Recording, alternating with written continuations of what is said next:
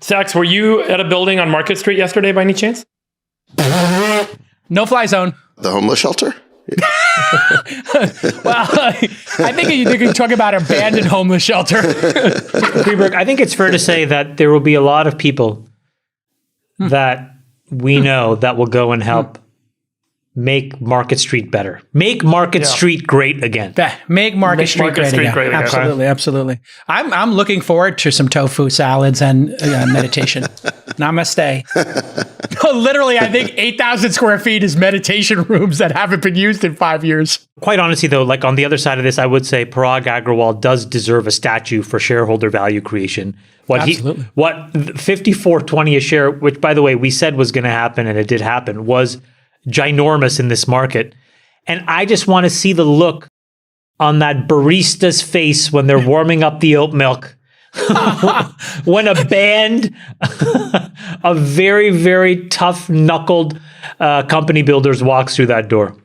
Yeah. The Oatly has left the building. Let's just leave it at that. Wow. So I guess we can talk about it now. Elon has closed the deal. I guess we can talk about it now. Well, no, I'm just saying Sacks and I could not talk about this because we had, we couldn't talk about it for legal reasons. They deserve a statue in front of the bronze statue for shareholder value creation on Market Street in front of that Twitter building. Best tech CEO of the year, Parag Agrawal. Hold on a second. So your theory is that he did such a bad job in terms of suppressing viewpoints and censorship that he actually induced Elon to want to buy the company so he could fix their censorship problem. No, my theory is simpler than this, which is they got great representation to do a very bulletproof deal. And it turns out that contract law still matters in the United States. And Elon did the right thing and just said, you know what, I'm going to own this thing and probably double or triple my money. So I'm just going to go and do it. And I'll do it for the benefit of everybody else. But my point is more that they and the board had the wherewithal to fight because, that they could have easily gotten intimidated and capitulated. And in doing that, whether they were right or wrong or good or bad is irrelevant to me, they represented shareholder values well, and they got shareholders paid in a moment where the stock market is still down 20, 30, 40%, where big tech is down 50%. Some of these big tech companies are down 80%. These guys sold the company at a premium. And so that just, we just have to acknowledge that happened. That's all. Well, and to just give you a little bit of background on Twitter, historically, in 2013, the stock was trading at $69 and it got sold for $54. Like, this company has been sideways for a decade, essentially, in terms of its market cap. And so, but there's no doubt that I think Elon can turn this around pretty quickly and make it massively profitable, I think, and clean up the bot problem very quickly. If you can land 2 rockets at a time, create self-driving cars, I think you can figure this out. This isn't rocket science, and Elon's done rocket science, so I think he's going to figure it out right quick. Yeah, for what it's worth, I think Elon's really excited about it. And he is excited, I think there is tremendous potential at Twitter. I mean, the company's been sideways because it hasn't done that much in 10 years, but there's so much you can do with that product. It's just, there's a ton of potential. I think the best way to think about it is he bought 250 million MAUs for $44 billion. And in the grand scheme of things, that is, I think, going to turn out to be pretty reasonably cheap, especially if he can layer in a few of his bigger ideas. And I think that those MAUs, the value of those monthly active users could probably double or triple pretty quickly. Right. I think that was so I just sent you guys this link from this analyst. And he said that Twitter was bought at $172 per monthly active user compared to $81 per monthly active user at Meta, where they sit today. So, but that's for a very different point, which we can double click into, because Meta is its own bag of, it's a little bit of an, unfortunately, a bit of a dumpster fire attached to it. Well, yeah. and I'll explain why, because the Meta problem is it's a deep and a very dangerous situation that they've put themselves in, which is why their MAU values are this low. But, if you had done this analysis a few years ago, the trade was looking at Meta's MAU values being so high where you would have said, why isn't Twitter doing more? So I know that this is a little bit, in my opinion, cherry picking. Yeah. Well, I think making everything verified and a path to verification, which Elon has talked about publicly many times, and payments, he's talked about publicly many times. Just those two things alone could make the experience of being on Twitter absolutely delightful. If everybody could verify themselves, this thing could turn around so quickly. I'll say what you're saying in a slightly more. I think the most powerful change that Twitter could make today is there are two classes of users. People who are verified real world identity. Yeah. And people who want to stay anonymous. Correct. There is 100% distribution fire hose for people who are real. Mm-hmm. And there is a fire hose for fake people or fake names that you need to pay to amplify. Just that one simple change will cut through all the nonsense. Yeah. Because if you want to see where the money is being spent, you will be able to see very quickly, because otherwise there'll be virtually no distribution for anonymous fake people. And it'll force those people, if they really want to be heard, and that there's something valuable to say, to spend against it. Well, this really is about the Brigadoons. And Elon's been very clear about this. It's pretty easy to get rid of the bots. And if people are opting in to putting themselves into the top class of verified users, well, that's a revenue stream, right? And so all of a sudden, I don't know how many millions of people would instantly say, I'll pay for this for $5 or $10 a month to be verified. I think you're right. And I think what we want to do is no offense to all the people out there, although I don't really care, but no offense, but you cannot use Twitter as a coping mechanism, okay? I get that life is hard, or that, life hasn't lived out to your expectations, or, there's envy and whatever of other people. But to go out there and spew hate doesn't solve anything. Are you talking about the Brigadoons?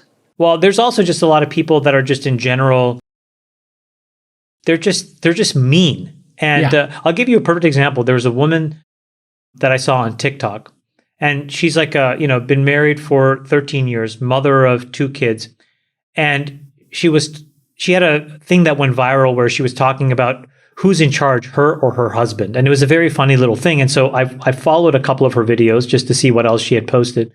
And one of the videos was how she has some complicated health issues, which she was very public about, PCOS, and how it causes, issues in losing weight. And she posted a pre and post picture of her, which takes a lot of courage. And she was brigadooned. And it's what is wrong with these broken people that have to give this woman a hard time? And so to me, these social media channels are not coping mechanisms. They were never meant to be. And so, if they have to go to 4chan or 8chan or Reddit or whatever, better to sort of create these honeypots of hatred than to have it spew everywhere, because it makes for the rest of us these platforms to be unusable. Well, Sacks, you were the COO of PayPal with Elon and Roelof and TL and everybody in that crew over 20 years ago. And verified, you understand pretty well, because you yourself have been brigadooned of late, and you've experienced this firsthand, the psychological torture that made you take a week off from the show, in fact, because you were so under duress. I'm kidding. You had a planned week off. So you're allowed to have vacation. Which of the two ideas is the bigger idea? Payments, making Twitter into PayPal, including that, X.com, which was the original name of, that was Elon's payment company, and he owns the domain X.com. Which is a bigger idea? The payments or the verification? Which is the bigger idea for increasing shareholder value? Which would you do first? Payments is an entire roadmap, right? So there's a lot that could be done there. Explain that. It's about, you could layer on a lot of services on top of that. So It's not just one feature. Look, I think they're both compelling in terms of where they could lead. I think what's amazing about Elon as an entrepreneur is he always starts with a mission, and then he figures out how to turn it into a great product and a great business. So, for example, with SpaceX, the mission was to get to Mars to make life multiplanetary. You would think that'd be a spectacularly unprofitable business, but in the course of pursuing that mission, he figured out the launch business, and then the satellite business was Starlink, and I think Starlink's going to be a phenomenal business. And likewise with Tesla, he started with the mission of moving the world to sustainable energy. Yeah. And in the process of doing that, he created the world's best car, not just the world's best electric car, but I just think It's the best car in the world. And Tesla is this amazing business today. It's so far ahead of every other car company. So look, I think what's cool about what Elon is doing is he's starting with this mission of restoring Twitter to being a free speech platform, of being the town square it was always meant to be. And in the process of doing that, he's going to figure out how to make Twitter into an even better product and into a great business, which is not today. I think Twitter's losing, a few $100 million a quarter. So there's work to do on all those fronts. But I think, it's really impressive to see. And, he's still operating at the top of his game. I mean, 20 years after PayPal, some of us are just doing a podcast, but he is, he's still like some of operating us at the are top of tired. Some of us are exhausted. I know. We're tired, but we're tired. And he's like working 16-hour days. He's been leveling up for 20 years. And at this point, he's like a level 99 mage or something. No, he's like a crazy. It's amazing to see. Friedberg, the biggest issue I perceive in the short term for Twitter is going to be what to do with people like Trump and Kanye West or Ye. And of course, that's all going to seem like Elon is making those decisions as an individual as opposed to for the platform, et cetera. Should he let somebody like Kanye West, Ye, as he likes to call himself, who was in the middle of an obvious manic episode, back on the platform? Should he let Trump back on the platform? How do you think he should handle those two polarizing individuals specifically? Look, I think this is what's going to be really interesting to watch, because there have been very successful, very inspirational, very intelligent, very creative entrepreneurs that have started and built generally kind of open platforms at the beginning, only to, over time, be challenged with the content that doesn't feel appropriate. And then they come back and they make the necessary kind of moderation guidelines, and they make the necessary edits to the way the platform operates. This is how Google operated originally, and then they ended up saying, if we're going to be in China, we do have to create a censored version of the internet. And they did that. And that was controversial. With YouTube, they've got a lot of censoring, and it was supposed to be just a generally open platform for anyone to use. And they were even, Larry and Sergey were kind of flouting DMCA at the beginning. And they were like, it's not our job to monitor copyright. You have to file a takedown notice. And they kind of waved their hands in the air. Over time, they realized that could actually damage and completely ruin the platform, and they had to go in and create guidelines and moderation systems. And the same was true of Ev and Jack at Twitter. The same was true of the founders at Reddit. And I don't know if you guys, remember that period of time when Ellen Pao was CEO of Reddit, and she went in and cleaned up a lot of the bullying and harassment and nastiness that was going on Reddit. And she got a lot of controversy for, why are you closing it down? Why are you censoring it? Elon is a reasonable person, and he's going to be faced with unreasonable people on this platform. And when that happens, he's going to have very tough decisions to make about what kind of platform he wants to have, what's the quality of that platform going to need to look like. And then all of a sudden, he's going to have to look in the mirror and say, did I step on the wrong side? And, he's idealistic, and it's great, and it's wonderful, and I hope that he's successful. But to some degree, some amount of moderation is going to be necessary to create a high-quality product. Would you for allow, most people. Would you, if you were in charge yourself, Friedberg, would you put Trump back on the platform, and under what circumstances? And would you allow somebody like Kanye West back on the platform at some point? Me personally? You personally. Yeah, I'm trying to get an answer from you personally on those two. Yeah, look, my content moderation guidelines, it gets very nuanced very quick. What do you allow people to say? What do you not allow them to say? And then if they violate them, is there the opportunity for a lifetime ban? I don't think so. I don't think anyone should have a lifetime ban on these platforms. Okay. So I'm totally fine. How would you do that for Kanye West, who has been saying crazy anti-Semitic stuff, which has real world danger? That's already started to spill over, where people are putting up banners like Kanye's right about the Jews, and they're putting up banners like over the 10 freeway, as you may have seen in Los Angeles. How would you deal with Kanye specifically in a manic anti-Semitic episode that he's been in? Look, I think the question is, anyone that's saying anything racist or whatever might be deemed kind of to fall in that category, there's a tagging mechanism, and you have to figure out how to create the tagging mechanism. Based on that tagging mechanism, the default is, it's like when you go to Google and you search for stuff, they exclude porn. So all porn content that's indexed on Google's index servers is indexed as porn, and it's default off. There's a safe search thing you got to turn, I think, off or something to access stuff that Google deems inappropriate. Sorry, how do you do that? No, but I think, and by the way, I'll tell you, when I worked at Google, we used to have pizza weekends where you would go into the office on the weekends, they give you free pizza, and everyone would tag, you'd watch porn and you would tag porn. And so you basically go through the indexing servers, they'd show you images in Google Images, and you click porn or not porn. And it was just like, hey, come and volunteer, come and help us do it. And there was all these engineers sitting in the friggin' cafeteria tagging porn. But actually, that happened to Sacks, and he saw Tucker Carlson, and he said, "Yeah, that's porn. That's my personal porn." Yes. So I think the Montclair hat. Yes. I think the same mechanism is needed on these social networks, which is that you have to figure out a way to use AI to tag content, and then think about them as cable. Just let me finish for 1 second. You think about them as cable stations on a cable company. So they're the cable company, and there's different stations. And you as a user decide, what do you not want to opt into and what do you want to opt into? What content do you want to exclude from your version and your experience of Twitter? And if you're okay with the stuff Kanye says, you're okay with the stuff Trump says, you can keep that stuff in. If you want to exclude that type of content, it's excluded for you. And I think that's what Twitter ultimately has to become. What do you think, Chamath? Would you put Trump back on the platform and seeing, Kanye West having this manic episode and saying, basically participating in hate speech explicitly? How would you handle those two specific instances in 2022 going into 2023? I think that there has to be a way where nobody is banned forever. Okay. I think that when somebody is banned temporarily, they can be banned for any reason that violates a term of service that's well understood and uniformly enforced. Got it. And I think that's the right of a private company. But there has to be a way to get back on. In the case of both of these folks, there should be a way to basically, have, because of the quantity of their reach, some sort of almost like tribunal or, mediator that can understand what's going on. Because if somebody's going through a manic episode, it's absolutely right to turn that off. I mean, these guys should have turned him off much, much sooner.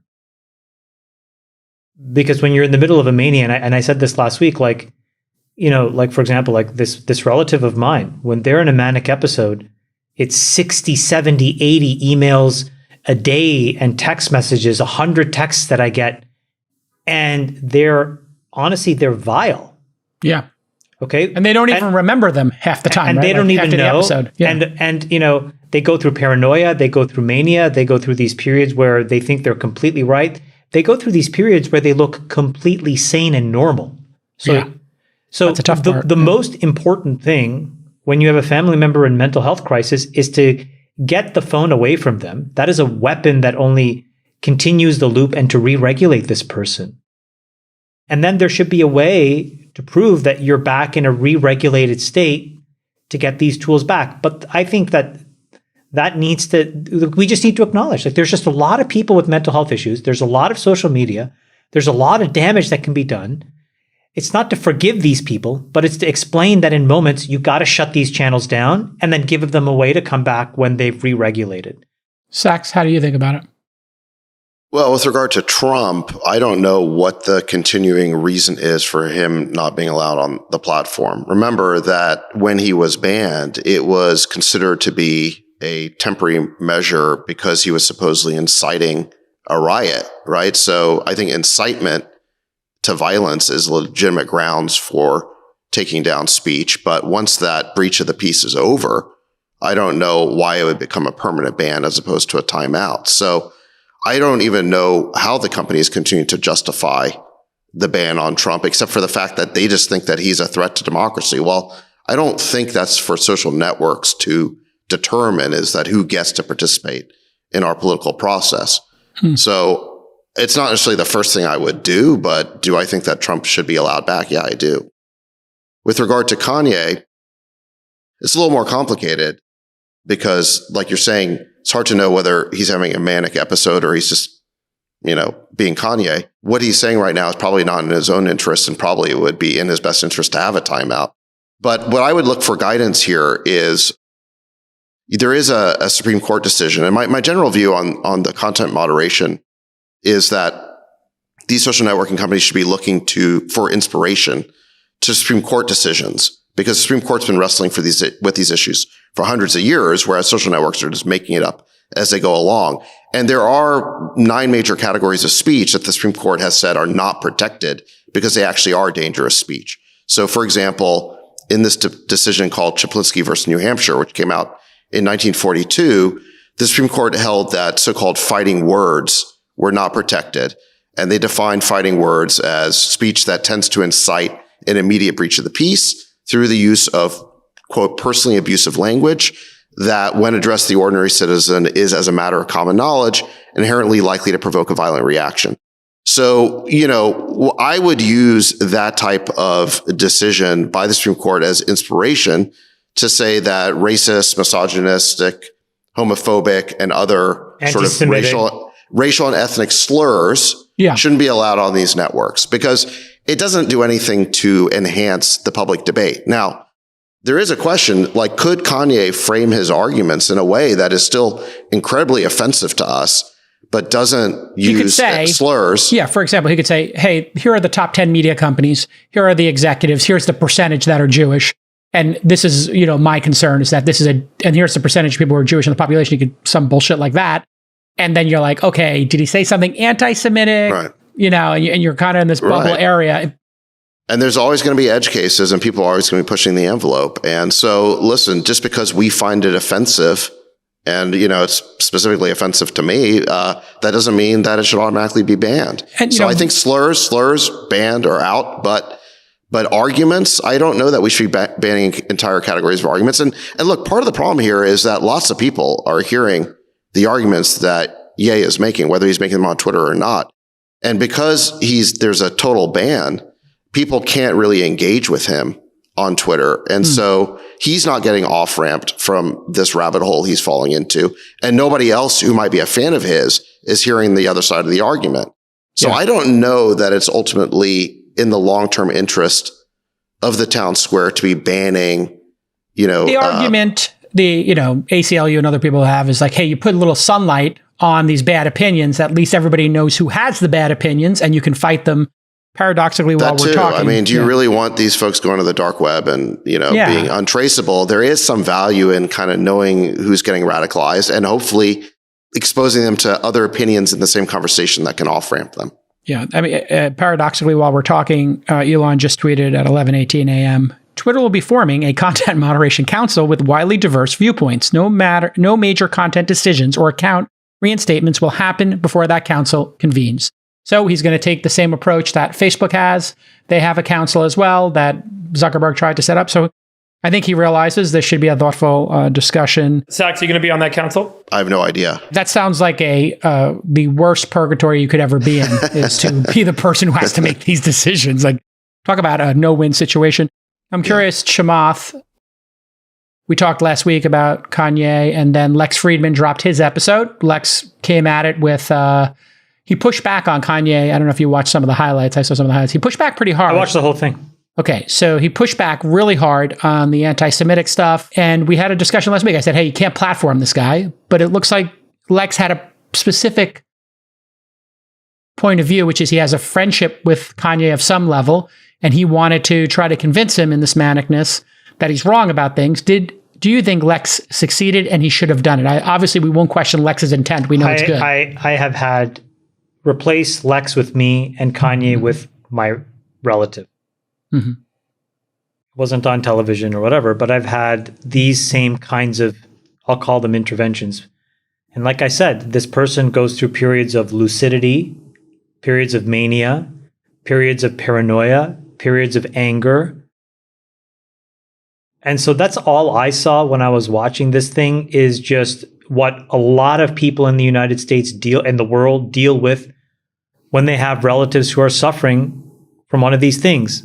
And, my relative has said the same thing. There's nothing wrong with me.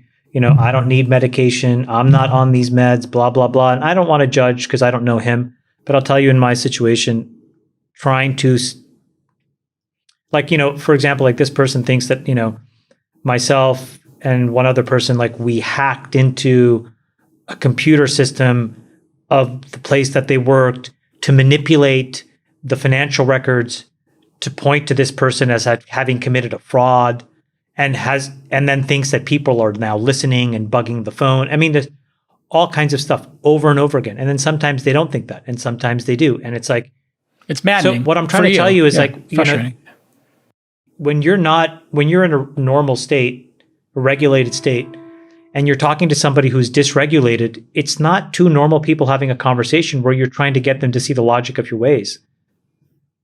So again, I just think that it's not a thing that should be litigated in the media. I think it is a thing that is where people that care for this person need to surround them and get them with a doctor to help them rebalance. In the case of our family, what it turns out is that this person needs to constantly be titrated the drugs for them to be regulated. That may be different for other people, and I don't know Kanye's situation. So, anyways, I see all that, and I go to my own family situation, which we actively deal with today, and I don't have much of an idea of what to do about Kanye because it brings up too much stuff about what I'm dealing with in the real time with my own family. Well, I'm sorry you're going through that, and like I said, I mean, I think Lex had good intent. I don't think it's worth doing. He's incredible. You know, he's a really beautiful, empathetic person. Lex is in general. Yeah. So I think he tried to do the best job he could.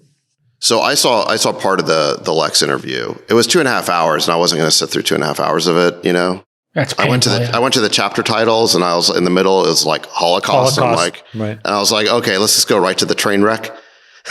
Yeah. So I skipped to there. But anyway, I think the argument that Lex should have made or pointed out to Kanye is like, go see the new Elvis movie, which is all about how an artist basically got taken advantage of by his business manager. And you'll see that this idea is a very familiar trope in the music business. But that manager, Colonel Tom Parker, he wasn't Jewish. He was a Dutch con man pretending to be a Southern hick. So this can happen, and it's a very common story, and it's got nothing to do with the religion or race or whatever of the business people. So, and in fact, the person in that movie who has the best advice for Elvis is B.B. King, who says to Elvis at a very early point in the movie, he says, if you don't do the business will do you. Mm.